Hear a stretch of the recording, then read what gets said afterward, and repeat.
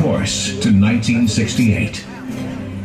This journey into the history of Royal Caribbean International begins nearly 200 years ago, when the pioneering Blackball shipping line commenced the first scheduled transatlantic passenger services between North America and Europe. Conditions on board their small wooden sailing ships were tough for those passengers willing to brave the 2-month-long crossing.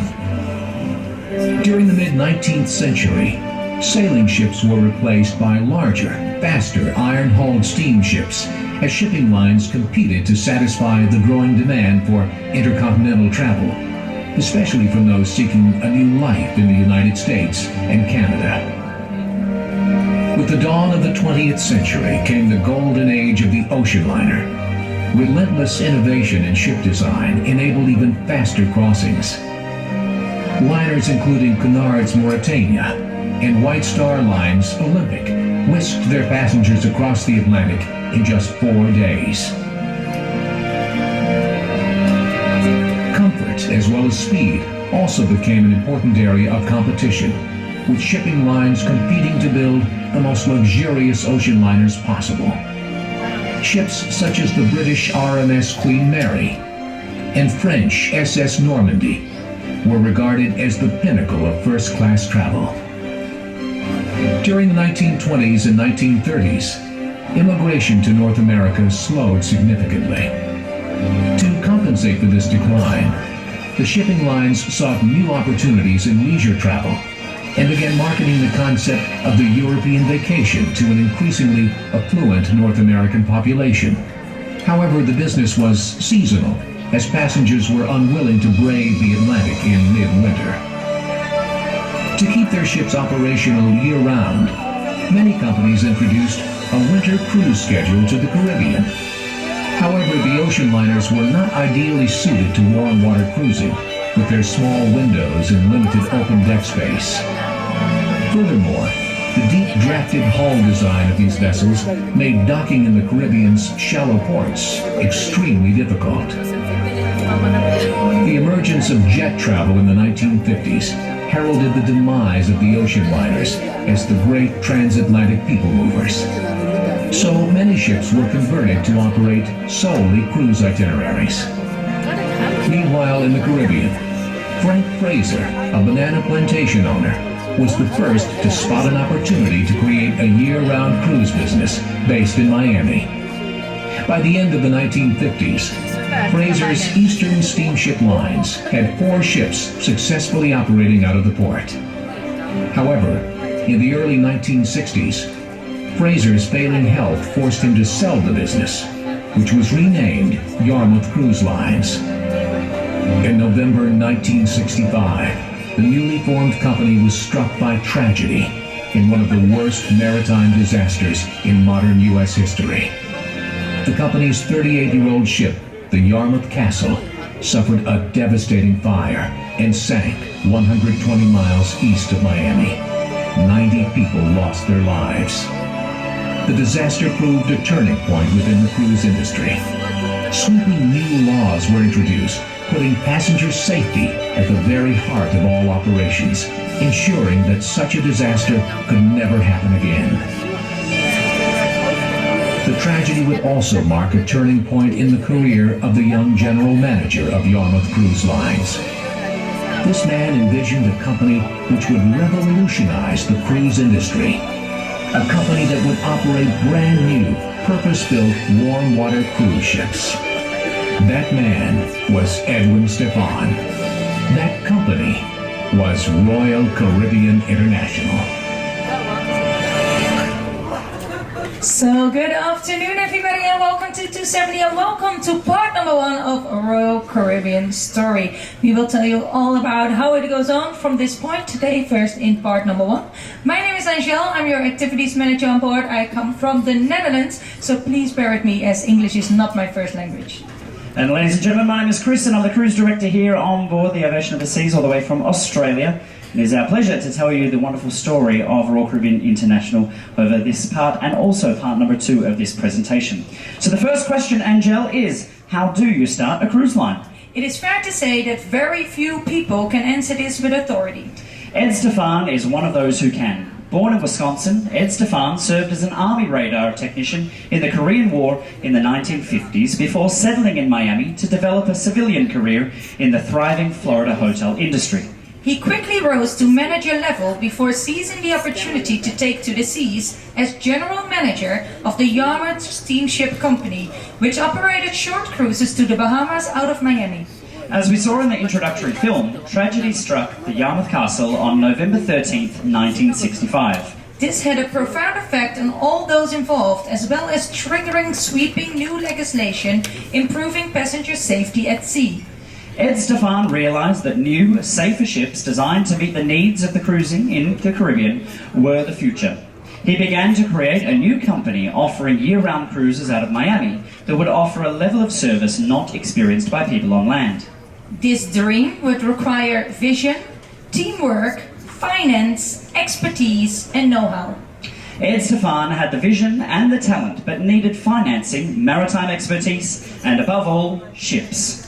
Having been approached by a company of New York shipbrokers who had strong Scandinavian connections, he began a quest to find investors from Norway, one of the world's leading seafaring nations. So let's hear from Ed as to how it all started. I went to Norway to look for principals to build new safe ships. And I was having a lot of bad luck. And one evening, it was snowing like crazy. Someone said, well, there's a guy who basically sleeps all during the day and drinks brandy at night. But he's very interested in this. And that was Sigurd Skogholm, who really is our founder.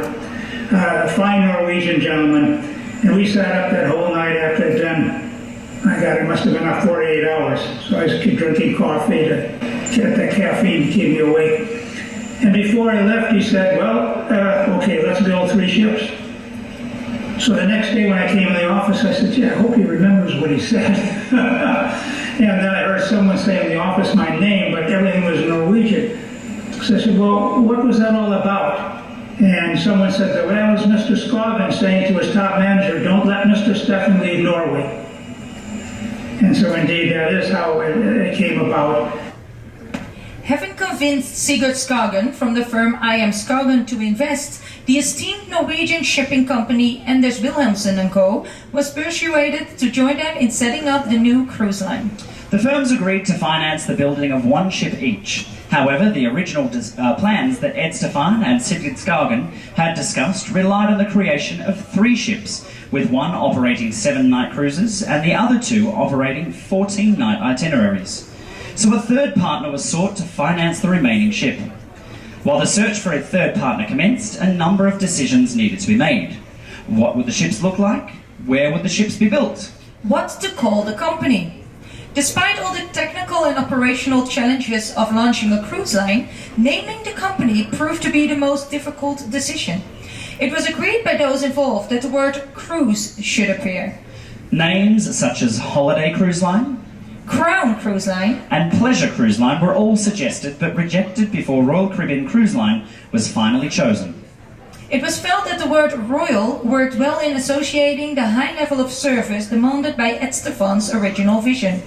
As for the design of the ship, although not a trained architect, Ed Stefan drew many of the initial layouts of the ships himself on his living room floor. Norwegian architect Geir Grung was brought in to help design the exterior appearance of the ships. His designs won universal approval, giving the new ships a graceful and streamlined elegance emanating from the beautiful clipper bow at the front of the ship. Another iconic feature of the new ships was the lookout lounge built into the smokestack. Again, the idea for this feature came from Ed Stefan, who thought that incorporating a lounge some 200 feet above the waterline would afford passengers a great view which they couldn't get on any other ship. This idea was reminiscent of the UFO googie architectural styling of the Space Needle built for the 1962 Seattle World Fair. For the designers, it was a significant technical challenge to engineer the new lounge seamlessly into the fully functional smokestack. Their efforts were rewarded with a truly iconic design that has since been integrated into nearly every Royal Caribbean ship. It is perhaps the single most important feature which helps distinguish a Royal Caribbean ship from any other. But where did the name Viking Crown Lounge come from? The Viking harks back to the Norwegian origins of the company, and the crown is taken from the company logo, the crown and anchor. The Crown and Anchor logo again pays tribute to the company's Norwegian ties, reminiscent of the symbol of their navy. To avoid confusion, Royal's designers designed a more abstract interpretation, although it is rumored that it still had to be signed off by Norway's then monarch King Olaf V. On screen, there are some of the variations that were considered. With the ship's designs well advanced, negotiations had been going on in parallel through 1968 to find a shipyard who could build the ships. Wärtsilä Yards in Helsinki, Finland, was awarded the prestigious contract to build the 3 ships. Their order book had been full for years, but due to last-minute cancellations of a contract to build a Russian icebreaker, they were able to squeeze in the first build during 1969 and 1970. So, on January 31st, 1969, the company was formally incorporated. Meanwhile, the Helsinki-based Wärtsilä Yard was busy designing, planning and starting the manufacturing process of the first ship. The cost of the whole build back then was only $13.5 million. Now, to put that into perspective, the cost of just the sound and light equipment on board the Allure of the Seas cost more than the total build cost of the first ship. The keel was laid on April 2nd, 1969. The keel is the steel beam right at the bottom of the ship that runs from bow to stern, upon which the rest of the ship is built. Remarkably, from this date, it would take just over a year to entirely build the ship, testament to the skill of the engineers of the Wärtsilä Yard. In August 1969, Gotthard Larsen, another Norwegian shipping company, signed a deal to become the 3rd Scandinavian partner in Royal Caribbean, with their investment used to finance the 3rd ship in the new fleet. While the Norwegians were concentrating on the completion of the ship, Ed Stefan set up the operations team in Miami, along with appointing a marketing agency to promote the cruises to the travel industry and to the public. Rod McLeod was the agency's project leader. He would later become Royal Caribbean's first marketing director. Rod organised road shows, cocktail parties and events to promote the new cruise line to the US travel agents. This built a buzz of expectation in advance of the ship coming into service. However, there wasn't a multi-million-dollar marketing budget, as Rod explains with this story. I remember borrowing the model, which was not easy to convince them that I'm not going to break it, we're not going to break it, we're going to just take it, we're going to do some shoots with it. And we took, remember, there were no such thing as computers back then in the art departments or design. And so we took the model, we went out to Key Biscayne, to the sandbar. There was a place called the Sandbox or something like that. Typical advertising guys. Let's have it near a bar. We put the model on a bar stool, and the photographer stood behind it, and with the ocean out to the front, and took pictures of it so that we could try and get the horizon line in line with the model. And that became the first picture of a Royal Caribbean ship and a brochure. We did nothing else to shoot. And when we did a food shot, we had to do that in the studio. But we had to use the cutlery that was going to be used, so it was, we didn't mislead anybody. It was fun. So with 3 ships on order, the name of the company and logo established, it was now time to decide on the names of the ships. The trick for successful marketing was in finding names which conveyed both a sense of the Norwegian foundations of the company while appealing to the American vacation market. Names such as Coral Dawn and Tropic Moon were quickly rejected. But others, such as Norsaga and Northern Lights, were in contention until finally Song of Norway was chosen as the name of the first ship. It is rumored that Sigurd Skagen's wife came up with the name. Nordic Prince was chosen as the second name, as the royal and Norwegian connection seemed very appropriate. The team in Miami chose the 3rd ship's name, Sun Viking, which neatly ticked the boxes as well. Song of Norway was handed over to Royal Caribbean at the shipyard in Finland on October 5th, 1970. At the time, she was the biggest vessel ever built in Scandinavia, weighing in at nearly 18,500 tons. Soon afterwards, she sailed into the port of Oslo, where a host of dignitaries, including the King of Norway, were given a guided tour. From there, she took to the high seas for her maiden transatlantic voyage to her new home port in Miami. At the same time, and by complete chance, a new Hollywood musical film was about to launch in the USA, entitled Song of Norway. It told the story of the early struggles of composer Edvard Grieg. Ed Stefan and Rob McLeod saw that this was an opportunity too good to miss and scheduled the debut of the ship to coincide with the film. And so we come to October 22nd, 1970, a day that would change the face of the Caribbean cruising industry forever. Song of Norway majestically glided into the port of Miami. So let's hear from Ed Stefan once again. You couldn't get any space on the causeway as it came in, and for days it was sort of the talk of the city. But when you think back of it, it was very exciting. I recall one period where when the ship was to enter the channel, we were a very small group, so I told the executives, yes, they could go down and see the ship. But most of the staff had to stay in the office and man the phones. Of course, they didn't like that very much because they were so excited about it. So they told me later, as soon as we left, they all shut off the phones and ran down to the pier to see the ship come in, and then ran back again before we came up. And that included my wife, who was my secretary at the time. On that first sailing, a 20-year-old crew member from Norway would take his first voyage with Royal Caribbean. Able seaman Thor Trolfsson would go on to become one of the longest-serving members of Royal Caribbean's team. Now, some 41 years later, he's one of the most senior captains in the fleet. I remember the whole ship because it was so very special compared to what I was used to. I was coming from a relatively old cargo ship and was throwing into this modern and exciting and sophisticated cruise ship in 1970, and that is what is left of me, that impressive ship. As Song of Norway settled into her 7-night itineraries to St. Thomas, known as the Milk Run, she was joined in July 1971 by her first sister ship, Nordic Prince. Every ship in the Royal Caribbean fleet has a godmother, who participates in the naming ceremony when the ship is launched. In the case of Nordic Prince, this honour was bestowed on the Academy Award-winning Scandinavian actress Ingrid Bergman. The public areas on board Song of Norway and Nordic Prince had a musical theme, with names such as the King and I Dining Room, the Showboat Lounge and the Camelot Dining Room. The Carousel Lounge on Nordic Prince had raised some tensions in the shipyard during construction, as Sigurd Skagen had insisted that 2 carved horses reclaimed from an old carousel from Tivoli Gardens in Copenhagen be restored and installed in the lounge. This goes against the old maritime superstition that bringing horses onto a ship will bring bad weather. However, the horses were restored and became a permanent feature. Nordic Prince was tasked with operating Miami's first ever 14-night itineraries. This allowed her to explore deeper into the Caribbean to the Leeward and Windward Islands, such as Trinidad, Grenada and Barbados. The final ship in the trio, Sun Viking, was delivered in 1972. She arrived in Miami on November 25th, a day when both her sister ships were in port, offering a rare and beautiful sight to behold.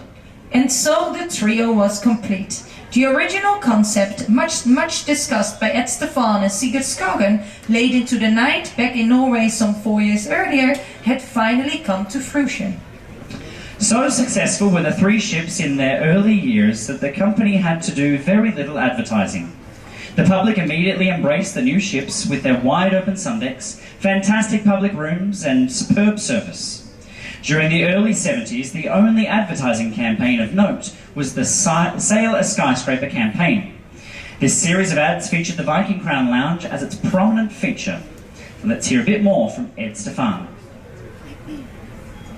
So we knew at that time we really were going to be successful, and Song of Norway indeed was very successful right off the bat. With not too much advertising, we actually had the Viking crown with a seagull on top, and that's how we sold the ship. Then we had 2 other sister ships who joined it. We said from Miami we have a 1-week and a 2-week vacation, and 75% of our passengers for the first couple of years were Californians. And I think that sort of shocked everybody in Miami. The airline said we never could get Californians to visit Florida, but the Caribbean was something different. So with planeloads of Californians flocking to the East Coast to board one of Royal Caribbean ships, business was booming. In fact, the company started to become a victim of its own success. Guests would need to be booked at least 9 months in advance, and travel agents began to receive complaints about the lack of availability. The management team knew that the business needed to expand. Even the head office was too small. The original head office was a very compact building known as 853 Biscayne Boulevard in downtown Miami. With just 2 offices, one for bookings and the other for operations, there wasn't even room for an accounting department. This was consigned to a trailer at the back of the building. At the time, the joke was that Royal Caribbean was the only company where you could drive off with the accounting office behind your truck. Head office was relocated to 903 South American Way on the Port of Miami, an address which would be home for the next 20 years. However, that didn't solve the issue about lack of capacity on board the ships. The management team had to consider whether to build a new ship or possibly buy an existing ship. The ingenious solution in the end was neither. There was resistance to buying a second-hand ship, given the rest of the fleet had all been built from scratch. Martin Hallam, the chief naval architect for Royal Caribbean at the time, wrestled with the idea of squeezing more staterooms into the existing ships, but concluded that ultimately this would only have a small impact. The eureka moment was reached in traditional Scandinavian style in a sauna session in Finland. The design team asked the question, why not cut the ship in 2 and insert a new piece? What seemed like a very simple concept was incredibly difficult to achieve. In fact, no passenger ship in history had ever been stretched in this way. However, always ready for a challenge, and in 1977, Royal Caribbean and the Wärtsilä shipyard agreed to the most pioneering ship surgery ever conceived and ordered Song of Norway to be stretched. The project was to cost $12 million, just $1.5 million short of the original complete build cost. The engineering challenge consisted of cutting the ship vertically in the centre. The 2 halves would be separated and then a new 85-foot section inserted. On screen you can see some of the photos taken at the time. With exceptional care and precision, the Wärtsilä team sliced the ship in 2 and manoeuvred the 2 halves into the giant building hall, where the new section was waiting to be inserted. You'll also notice they had to remove part of the funnel above the Viking crown to fit her in. The new section contained part of an enlarged dining room, a new sun deck and pool, and of course numerous staterooms that would see Song of Norway's capacity increase from 700 guests to 1,028. Incredibly, the whole process from start to finish, which included sea trials, took just 4 months. Amazingly, the capacity increased by 44%. It was noted that the ship was using hardly any more fuel, an incredible feat of engineering. The project was so successful that in 1979, Nordic Prince was lengthened as well. Around this time, Royal Caribbean introduced a new program on board for guests participating in the many activities available. It was called the Ship Shape Program and was an incentive program for guests looking to be more active on board.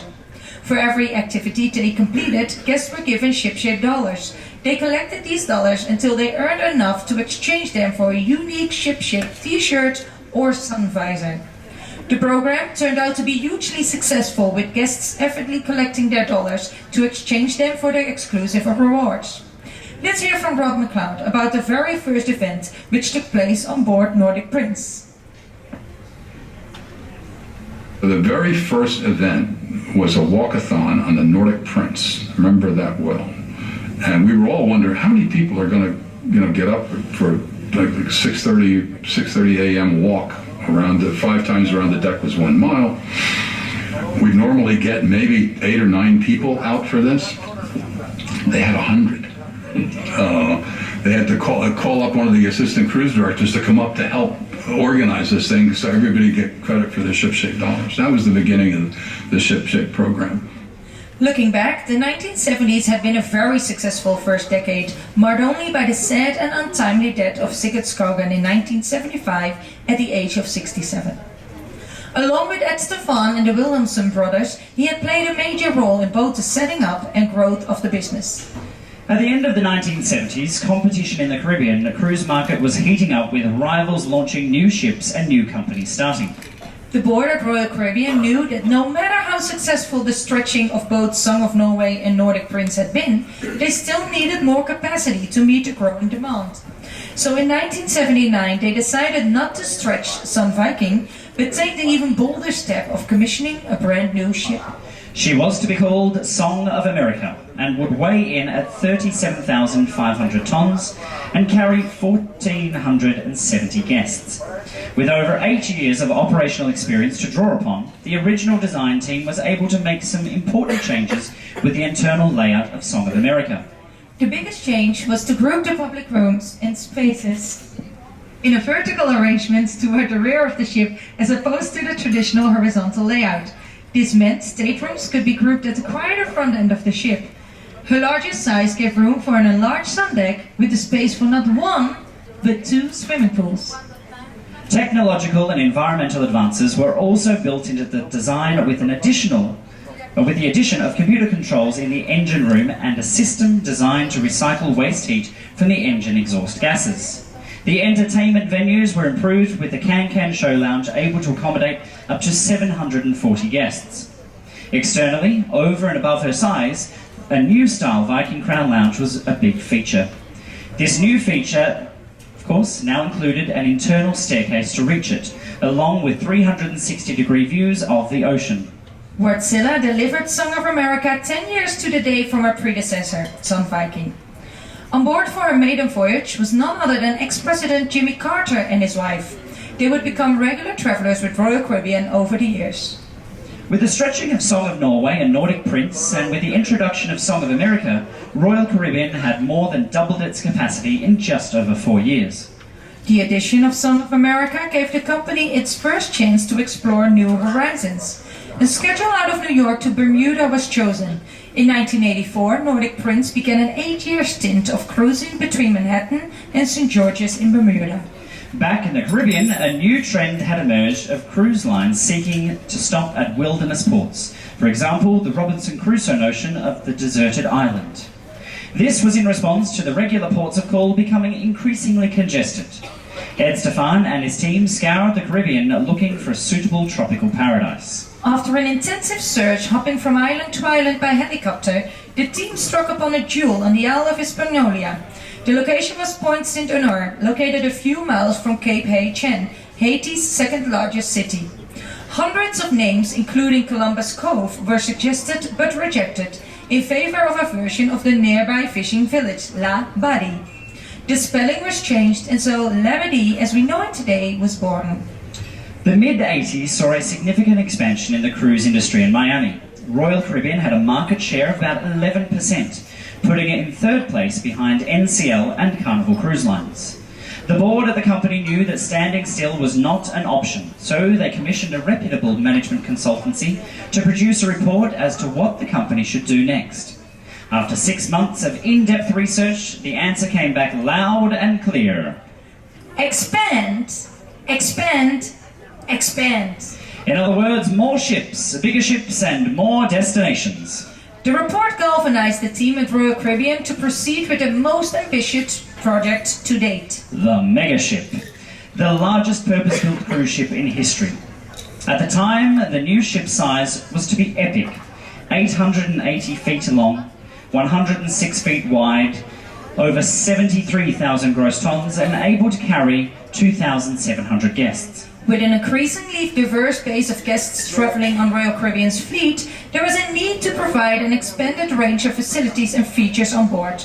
The megaship's size allowed for a whole host of new public spaces to be created, many of which would go on to become signature features built into every new class of Royal Caribbean ships. One of the design team's biggest challenges was constructing an internal ship layout for guests to easily find their way around. The principal solution turned out to also be a stunning visual design solution known as the Centrum. This 5-deck high atrium at the center of the ship provided a hub for guests to orientate themselves from. The Centrum's opulent design featured glass elevators and sweeping staircases, acting both as a foyer and crossroads to other parts of the ship. Other first-time features for Royal Caribbean included the Champagne Bar, a full-size casino, the Windjammer Cafe, a gymnasium, the Schooner Bar, a 2-deck dining room, and dedicated facilities for children and teens. The name of the ship would also set a precedent for Royal Caribbean ships to come. She was to be called Sovereign of the Seas. Sovereign of the Seas was officially ordered in 1985. However, this time she wasn't going to be built in Scandinavia. After a process of competitive bidding, the shipyard in Saint-Nazaire, France, won the contract. The shipyard had an enviable record in shipbuilding, including many of the great ocean liners, including the SS Normandy, which we saw earlier. So at a cost of 190 million, Sovereign of the Seas was scheduled to be delivered in December 1987. She was delivered on time and without incident, following a project of construction and testing that was picture perfect. Continuing a long association with the company, ex-President Jimmy Carter's wife, Rosalind, named the ship on January 15, 1988, becoming Sovereign of the Seas' official godmother. Sovereign of the Seas signified a milestone in the cruise industry. The mega-class ship would set the new standard in the industry, placing Royal Caribbean once again in the vanguard of the world's cruise lines. However, this was not the company's only strategy in expanding the cruise line. Gotthard-Larsen, one of Royal Caribbean's 3 founding partners, purchased Eastern, Western and Sundance Cruise Line and merged them to form Admiral Cruise Line. As both a Royal Caribbean shareholder and owner of Admiral Cruises, it was Gotthard-Larsen who suggested to the other 2 partners and Royal Caribbean's board of directors that a merger of the 2 cruise lines could be advantageous. An agreement was reached in early 1988 that Royal Caribbean should merge with Admiral Cruises to form Royal Admiral Cruises. However, just a few months later, and before the merger had been officially implemented, Royal Caribbean would be at the heart of a tumultuous corporate restructure that would ultimately set the company on a new and exciting growth trajectory towards the international company we see today. Despite the glowing prospects for the industry and the ongoing merger of Admiral Cruises, Gotthard-Larsen surprisingly announced that they wanted to sell their share of Royal Caribbean. In a dramatic twist to the story, Gotthard-Larsen agreed to sell their shares to one of Royal Caribbean's major competitors. This left the other 2 partners with the option of buying out Gotthard-Larsen's share of the business or face the prospect of working with a competitor as a minority shareholder. A second bombshell was soon to follow, with the announcement that I.M. Skagen, one of the 2 remaining partners, also wished to sell their share of the company to the same major competitor. At this point, it looked highly likely that the company would be taken over. However, one of I.M. Skagen's conditions of sale was to give the last remaining shareholder, Anders Wilhelmsen & Co., a time-limited right of first refusal to buy out the other 2 shareholders, which was part of the original agreement when the company was set up some 20 years earlier. It was also at this time that the Royal Caribbean Board appointed Richard Fain as CEO and Chairman of Royal Caribbean. Previously, Mr. Fain had worked for Gotthard-Larsen and was heavily involved in the design of Sovereign of the Seas as Chairman of the Executive Steering Committee that oversaw the whole project. And so I found myself in an interesting position because I was one of the few people who was involved both in making sure that the company didn't feel any of the turmoil going on top and in making sure that the turmoil on top had a happy outcome that would be constructive to the company's future. Therefore, with the prospect of losing the company to a major competitor and with the clock ticking, Anders Wilhelmsen & Co., led by Arnie Wilhelmsen, had just 40 days in which to raise a staggering $577 million to buy out the other 2 partners. Most involved thought the task impossible, but they had underestimated the determination of the Wilhelmsens to safeguard all they had helped create. Arnie Wilhelmsen crisscrossed the globe on Concorde in search of investors who would help support their buyout plan. Another condition of the deal to save the company was that the Admiral Cruise merger be completed in advance of the buyout. This too was a mammoth task, as there was a mountain of legal paperwork and arrangements to be made to make this happen. It was into this turbulent arena that Royal Caribbean's previous CEO, Adam Goldstein, joined the company. His role was to ensure the Admiral Cruise merger took place in that compressed timescale. That was an amazing thing. That was the defining moment of all of my 23 years, even though it happened within the first month that I was here. I was the corporate secretary. It was was then, and to some degree still is now, a very complex, convoluted corporate structure that tends to be true in the maritime sector with single ship companies and what have you. And just for the merger, never mind the possibility of an acquisition or a hostile acquisition, just for the merger, there was an extraordinary amount of corporate work that needed to be done to get this all ready to go so that the merger agreement could be executed, and then there would be Royal Admiral instead of Royal Caribbean over here, Admiral over there. With time running out and in the traditions of all great Hollywood movie thrillers, Arne Williamson managed to secure the necessary funding from a mix of bank loans and new investments. The new investors were two successful family dynasties, namely the Chicago-based Pritzker family, owners of the Hyatt chain of hotels, and the Israeli-based Offer family, whose business interests were in shipping. In parallel, teams of lawyers from around the world were desperately working through the paperwork of both Admiral Cruise's merger and the proposed buyout. And so, on November 2nd, 1988, with only 2 days left on the clock, a marathon meeting was convened by Richard Vane in London to confirm three things: the Royal Admiral merger, the transfer of the Scoggin and Gotthard Larsen shares to the Williamsons, and the formalization of the new investment of the Pritzker and Over families. The meeting ran through the night until just as the exhausted team thought they finally had been through everything and everything was complete, they heard from the bank handling the money transfer that they had lost the money. An error had occurred in the banking system. Clerks worked into the early hours of the morning to find where the missing millions had gone. As you might imagine, the atmosphere in the London office was a little tense. Finally, with just a few hours to spare, the money was located and transferred and the deal completed. The Wilhelmsons had emerged victorious and the company's independence had been secured to the delight of all those working for Royal Caribbean. Moreover, the financial stability of the company had been safeguarded, the corporate governance of the business simplified, and the team re-energized to build upon the stunning success of the Sovereign of the Seas. From this moment on, Royal Caribbean Cruises Limited would see incredible growth as the company powered through the 1990s and beyond. Soon after the boardroom turmoil, attentions turned to further enlarging the fleet. 2 ships from the Admiral fleet were repurposed to join the Royal Caribbean fleet, while 2 more mega-class ships were ordered from France. Stardancer had originally been built as a car ferry in 1982. Royal Caribbean sought to use her as an opportunity to offer cruises on the west coast of America, which Admiral had been offering for some years. However, she first needed to hit the shipyard for some much-needed upgrades.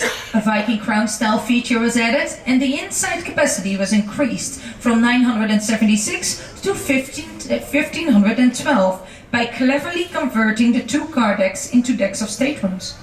The ship was renamed Viking Serenade at a ceremony presided over by her godmother, Whoopi Goldberg, in June of 1991.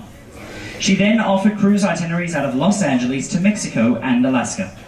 The other Admiral's ship to be absorbed in the Royal Caribbean fleet was somewhat different, as it hadn't been built by the time of the merger.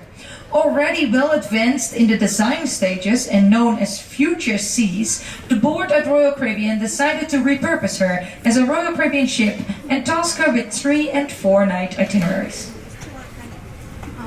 This was the first time the company had ever offered these short cruises. The ship's name of Future Seas was changed to Nordic Empress to continue the Scandinavian tradition. Like Sovereign of the Seas, Nordic Empress was built in France and was delivered in July 1990. Her godmother was Gloria Estefan. She had been in a serious accident and the naming ceremony was to be her first public appearance. Royal Caribbean's gamble in offering short cruises paid off, with Nordic Empress receiving both critic and public acclaim. At the same time as Nordic Empress was launched, another legacy from Admiral Cruises was reinvigorated. This time it wasn't a ship, it was a destination. Little Stirrup Cay is a small island which is part of the Berry Islands, 55 miles north of Nassau in the Bahamas. It had been leased by Admiral Cruises some years earlier as a desert island destination for water sports and sunbathing. With the experience gained from Labadee, Royal Caribbean invested heavily to upgrade the facilities for guests, including the building and sinking of a facsimile of Blackbeard's pirate ship, Queen Anne's Revenge, for the enjoyment of those wishing a snorkeling adventure.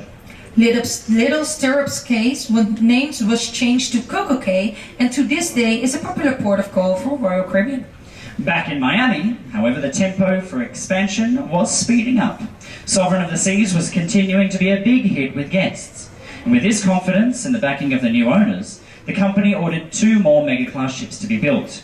The twins were to be named Monarch of the Seas and Majesty of the Seas. However, little were the team to know that the building of Monarch of the Seas would prove to be one of their biggest challenges to date. Late one December afternoon in 1990, at the Chantier de l'Atlantique shipyard, a welder was hard at work constructing a section of Monarch whose superstructure by this time was virtually complete. Unbeknownst to him, his welding torch set fire to the insulation material between the stateroom walls. The localized fire built up unabated, and through a combination of flammable materials and strong winds, the fire took hold, becoming a raging inferno. The blaze continued through the night until it was finally brought under control and extinguished the next day. Thankfully, no one was injured, but Monarch had been severely damaged to the extent that senior executives initially thought she might be lost. After numerous emergency meetings, a plan emerged to cut out the damaged section and transplant the same steel from her sister ship Majesty of the Seas, who was being built in the adjacent dock. It was estimated that the section of steel to be removed from Monarch equated to the total weight of Song of Norway. Such was the seriousness of the fire. Despite the devastation, the shipyard pulled off an incredible job of repairing the damage by going on to finish Monarch of the Seas 4 weeks ahead of the revised schedule. With an extra sense of pride and emotion, the crew on board Monarch of the Seas brought her to Miami, making stops in the UK, New York, and along the east coast of America, allowing invited guests and the public to admire the giant new vessel. Monarch of the Seas was Royal Caribbean's first large ship to have a home port outside of Florida. She would be based in San Juan, Puerto Rico. Following her glittering naming ceremony in Miami, with actress Lauren Bacall serving as her godmother, Monarch made her way to San Juan. En route, and for the one and only time, she would pass her sister ship, Sovereign of the Seas, who was returning to Miami. The ships greeted each other with a triple salute from their booming horns. Just 6 months after Monarch of the Seas entered service, Majesty of the Seas was complete. Coincidentally, she too almost suffered a major incident prior to leaving the shipyard. On March 26th of 1992, the day before she was due to leave for America, a violent storm swept into the French port. A particularly ferocious gust of wind hit Majesty of the Seas side on. Just ahead of her in the dock was a container ship. The mooring lines for both ships snapped simultaneously, leaving them both drifting perilously in the center of the channel. It was the quick thinking of a French engineer who avoided disaster as he dropped Majesty's anchors, stopping them from either colliding with the container vessel or running aground. Majesty only suffered minor cosmetic damage. In Miami, one of the big questions at the time was who was going to name Majesty of the Seas. With such a name, it was only fitting that a royal family member should perform the honor. And so, with great excitement, Queen Sonja of Norway was invited to become Majesty's godmother. She accepted and insisted on cruising with the ship on her maiden voyage. In the space of just 4 years, Royal Caribbean had more than doubled its size of its fleet to 9 ships, amongst which the 3 megaships of Sovereign, Monarch and Majesty added more than 7,000 berths alone. Between them they sailed itineraries covering the western, eastern and southern Caribbean. Before we leave the 1990s, we must mention the trail blazed by Sun Viking. As the only ship of the original trio that wasn't stretched, and therefore Royal Caribbean's smallest ship, she took on a new role of trialing new destinations around the world. She was tasked with being the first Royal Caribbean ship to offer cruises in the Mediterranean, Baltics, Norwegian fjords and the Arctic Circle. The experience gained from these trial cruises was an invaluable learning tool for the company and led to the relocation of Song of Norway to Europe in the following year. With the company's rapid expansion, the company set about developing and building a brand new world headquarters for the company. Royal Caribbean secured a lease on the piece of land known as Dutch Island, right next to the port of Miami. In 1991, the 1050 building, as it was known, was opened. Impressive on the ground with its blue windows and red detailing, it is only from the air you can see the full impact of the building's design. The 6-story building is laid out in the style of Royal Caribbean's emblem, the crown and anchor. Just 1 year later, Mother Nature unleashed her wrath on the Florida coast, threatening the new headquarters.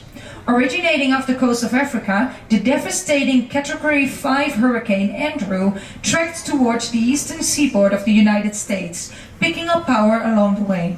By the time it raged past the Bahamas, it had a wind speed of over 150 miles per hour. Typically, hurricanes move relatively slow across water, allowing forecasters time to forewarn local shipping.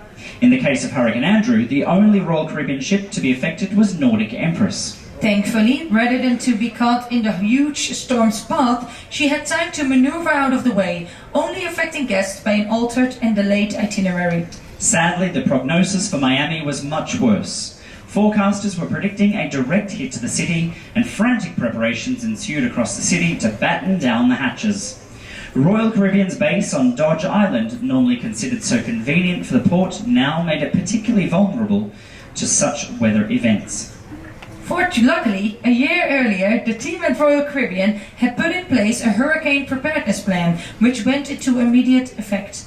The premises were locked down and evacuated in anticipation of the storm striking. At the last minute, the storm's track changed and it headed south rather than north, as had been predicted. Despite being struck hard, the 1050 building escaped from the eye of the storm. Through great planning and amazing teamwork, the building was operational again just over 24 hours later. Other Miami districts were not so fortunate, and countless buildings, houses, and complete neighborhoods were destroyed. Some of Royal Caribbean shoreside employees lost everything. The company, under the leadership of Richard Vane, immediately swung into action. After the storm had passed, Nordic Empress returned to Miami and was used as a temporary accommodation for those displaced staff. Tons of plywood, plastic sheeting and other emergency supplies were provided to help secure damaged properties. Teams of volunteers travelled out to employees' houses to help them with the cleanup. Acknowledged by many, Royal Caribbean has created a very special culture within the organisation, with employees feeling part of an extended family. The heroic response by the team in the face of Hurricane Andrew is a testament to their dedication, compassion and resilience. In the early 1990s, the company had 9 ships with itineraries spreading as far as the Mediterranean, Alaska and the Baltics. Its 3 mega-class ships, between them, covered the greater part of the Caribbean. The successes of Nordic Prince and Song of Norway in exporting the royal experience to other parts of the world open up the possibilities of even greater expansion for the company. With this in mind, Project Vision was created, which set about the company's most ambitious new building program to date. The proposal was to build 6 new ships, whose design would allow them to traverse the world with ease, operating in a multitude of different environmental and climatic conditions. To reach the far-flung corners of the Earth, it is advantageous for ships to be fast. Just as back in the golden age of the liners, ships competed for the Blue Ribbon Trophy for the fastest crossing of the Atlantic. So too, this new class of ship would need speed to cross the great oceans. For the first time, Royal Caribbean introduced a diesel-electric power plant for Project Vision ships. This meant that the engines were not directly linked to the propeller, instead the engine powered electric turbines. The electric motors were used to power the propeller and thrusters. This arrangement gave the Project Vision ships great speed, up to 24 knots. Another important consideration for when moving ships across the globe is whether or not they can get through the Panama Canal. This 48-mile man-made waterway saves thousands and thousands of miles of navigation around South America and the infamous Cape Horn. A ship can be relocated from the east coast of America to the west coast in a matter of days rather than weeks. Project Vision ships were designed not to exceed the maximum size allowed for ships to use the canal. The 6 Project Vision ships were to be built as 3 pairs. There was intense bidding between 3 shipyards who were tendering for the contract to build the first pair. In January 1993, Royal Caribbean revealed that France had once again been chosen for the builds. The first pair of ships were named Legend of the Seas and Splendor of the Seas.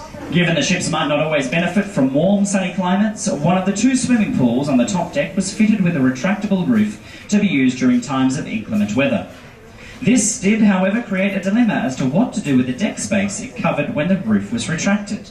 The answer came in creating the first golf course at sea, yet another innovative feature that has remained on many future Royal Caribbean ships. Another stunning feature saw the main dining room enclosed by 2-story walls of glass on either side of the ship, offering magnificent views for diners.